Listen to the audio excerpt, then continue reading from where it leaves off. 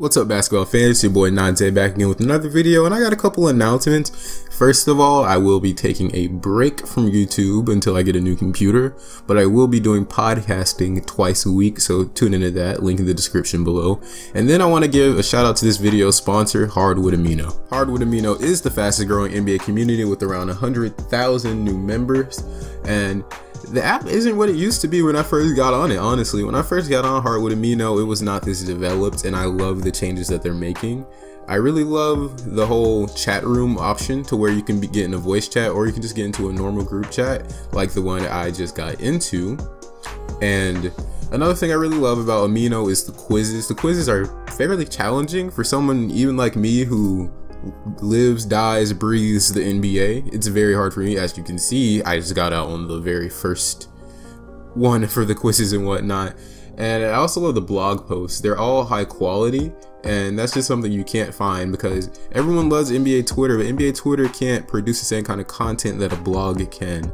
So that's pretty much my shout out for Hardwood Amino. I support the app. I love the app actually, and link in the description below. Let's get into the video. Let's talk about these 2019 draft prospects. I was waiting for LeBron's free agency to make this video so I can kind of get a better gauge of the picks. I'll be using Tankathon from the picks, and with the first pick in the NBA draft, I have the Cleveland Cavaliers without LeBron James selecting RJ Barrett. RJ is just in a tier of his own, in my opinion, when it comes to the draft. He's athletic as hell. He has that Kobe T-Mac-esque footwork to where it's just like their footwork is just out of this world. He's already pretty mature for an 18-year-old. He's also one of the younger players in the class since he did have to reclassify.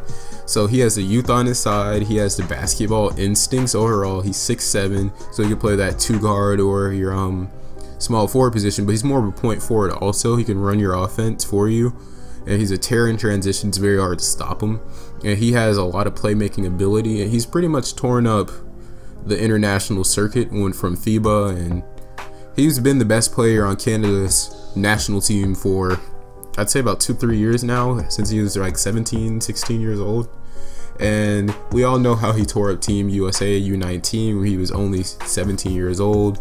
RJ is the pick here. He's in a tier of his own, in my opinion, and he could come into the NBA and be NBA ready in his rookie year, and that's pretty rare, especially for a one and done prospect.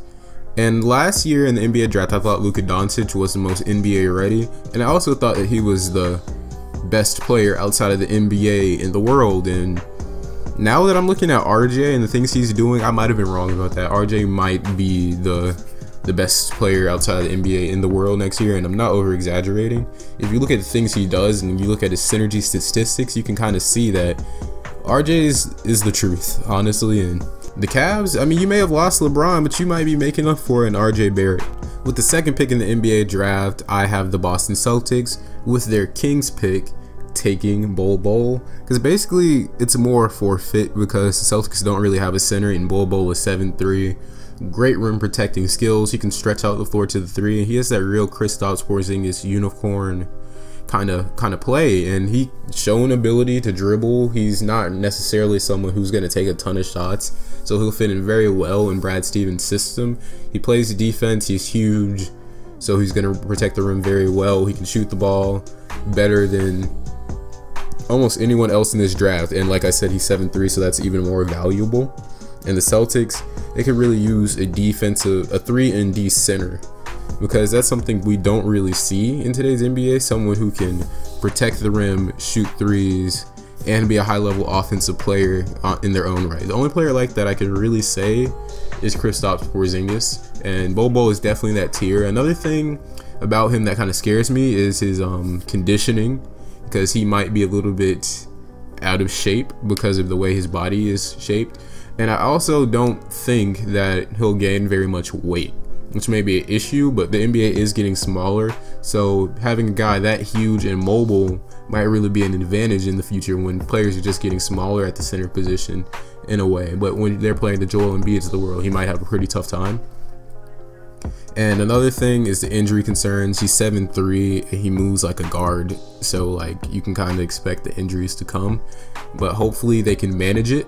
And yeah, that's who I think the Celtics are going to pick with the second pick. With the third pick in the NBA draft, I have the Memphis Grizzlies selecting Cameron Reddish to basically fill in that small forward spot. They just drafted Jaren Jackson Jr. Doesn't seem like they're going to be moving away from Mike Conley and Marc Gasol anytime soon, and Cam could fit right in. He's one of those guys who I also think could have an impact immediately to the NBA because he is a scorer, he's a bucket getter. He reminds me a lot of Paul George actually. And the one thing with Cam is how good does he want to be? He could easily become the best player in this draft overall if he wants to be. He has a lot of talent, but right now I just don't think he has what it takes to be better than RJ. I feel like he is the second best player in this draft, but Bol Bol was the better fit, and the Celtics are a playoff / championship contender, so they are drafting for fit at this point. And Cam, he just fit in very well because the Grizzlies, they don't really have a go-to scorer. Marc Gasol, he's pretty good. Mike Conley, he's a good scorer as well. Jaren Jackson, he's going to be one of the best role players in the NBA in my opinion. But Cam, he'll get you a bucket. That's all I really know. He can shoot the ball. He can play that point forward as well. So when Mike Conley comes out of the game, he can run your offense for you. And he can play off of Marc Gasol high post things. So basically he can be off ball, be a cutter as well. He's super athletic. One thing that really concerns people is his shot selection, but that doesn't really affect me. He was in high school and he was the man on his team, so that doesn't really affect me. I feel like the Paul George comparison is very interesting to say the least because they have some similarities, but Cam just isn't the defender that Paul George is, and that also stems from wanting to be that kind of defender.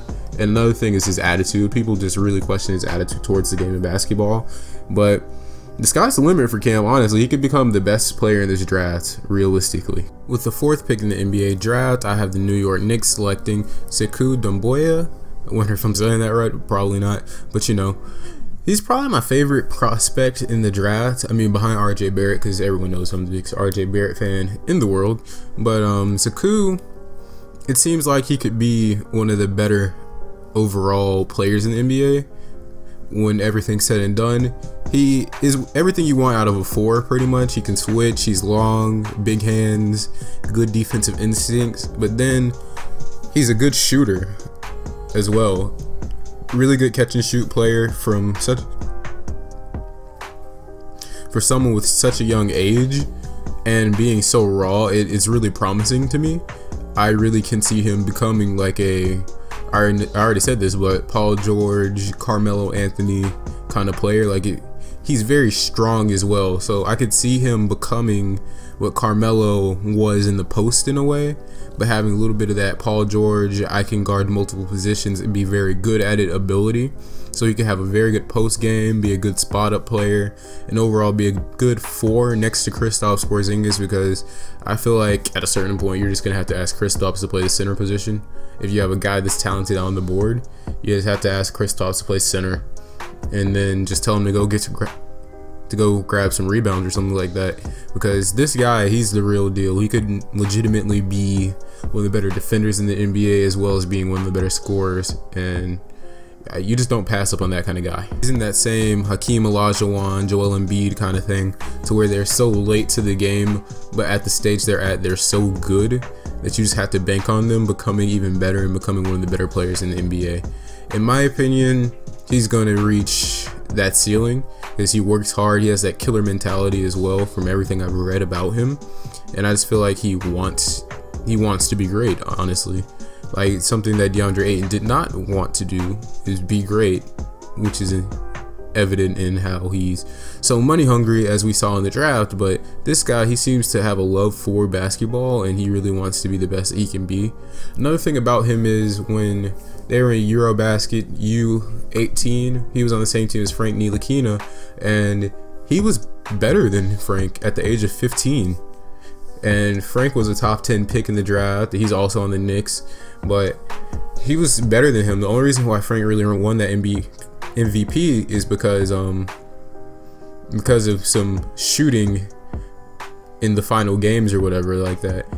Because he was better than him on defense. He had a very good off-ball defense and a little bit of that on-ball defense. He was a good scorer for them, a good floor spacer from the forward position, and I honestly just feel like he was better than Frank in that tournament, and that's saying something considering Frank was a top 10 draft pick that exact same year. With the 5th pick in the NBA draft, I had the Atlanta Hawks selecting Zion Williamson, basically to be a small forward / power forward with Trae Young and Kevin Huerter, because I feel like that is their future, Trae Young and Kevin Huerter. And although they already have John Collins at that 4 spot, Zion is just going to be better than him. At the very minimum, I see Zion being like a Julius Randle kind of guy. I got more in depth on Zion in my podcast, which is in the description below. Shameless plug. But Zion, he'd fit in very nice with what they have going on. They have a lot of shooting, so if that shot for him does not come around, he'll have a lot of room to operate with. And he does have a nice handle, so he could possibly go on ISOs against other power forwards from the perimeter, and then he could have some success getting to the basket. And because once he gets a full head of steam, there's pretty much no stopping him. And with that space floor, it's pretty much like a runway for him to get to the basket. And with the 6th pick, I have my Orlando Magic selecting Romeo Langford, which is the shooting guard out of Indiana. Romeo can score the ball. He's pretty big as well. He's a big body. He can score from anywhere. If he's not shooting it from NBA range, he's getting to the line. If he's not getting to the line, he's using his handle to just overall get to the basket and score the basketball. He's very good at scoring. The only thing keeping him out of that top 3 conversation for me is his lack of explosion, because he's not really the best vertical athlete. He's not terrible by no means. He's not like Luka Doncic to where that's a big negative, but he's not above average either, so that's keeping him out of that top tier for me. He could be one of the better scorers in the NBA at the shooting guard position, and I feel like the Magic really need a scorer because they have Aaron Gordon, they have Jonathan Isaac, they have Mo Bamba, they have their defensive foundation, so they need a go-to scorer. And I feel like Romeo could be that, and he could grow into a solid defender, which would fit in with what the Magic have been growing over the last couple of years. With the 7th and final pick of this mock draft, I had the Chicago Bulls selecting Quentin Grimes, who is once again another bucket getter from the shooting guard position, playing for the Kansas Jayhawks. Quentin, he can shoot the ball. He's pretty athletic as well. And one thing about him is he's just a bucket getter. Like I said earlier, he could become a very good defensive player as well. But the only thing limiting him is his size, because he's only 6'4", playing the shooting guard position, which could be a negative for him, but he does have a pretty long 6'7" wingspan.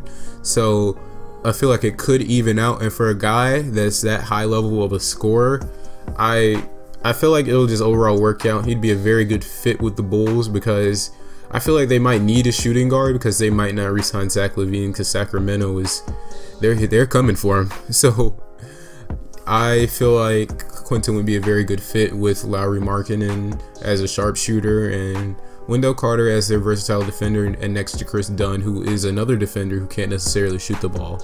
And that's it for this mock draft. I'll be taking a break for YouTube for like a month or 2 to focus on my podcast and get a new computer and whatnot, so I can make higher quality videos for you guys. And like I said, check out the podcast in the description below, and bye. Thank you.